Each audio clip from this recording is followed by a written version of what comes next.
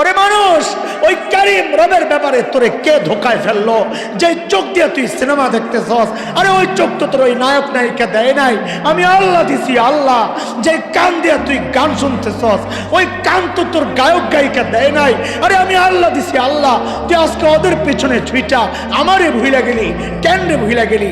আল্লাহ যেন বলছেন, আরে দোস্ত শোনেন না, শোনেন না, মা বাবা সামনে থাকলে আমরা গুনাহ করতে চাই না, সন্তান সামনে থাকলে গুনাহ করতে চাই না, মানুষের সামনে গুনাহ করতে চাই না।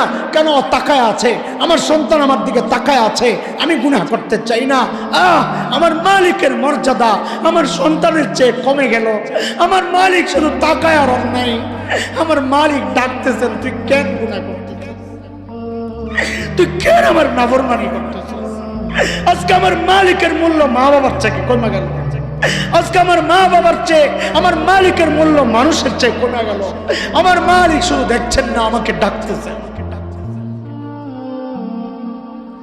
আরে কার নাফরমানি করতেছি?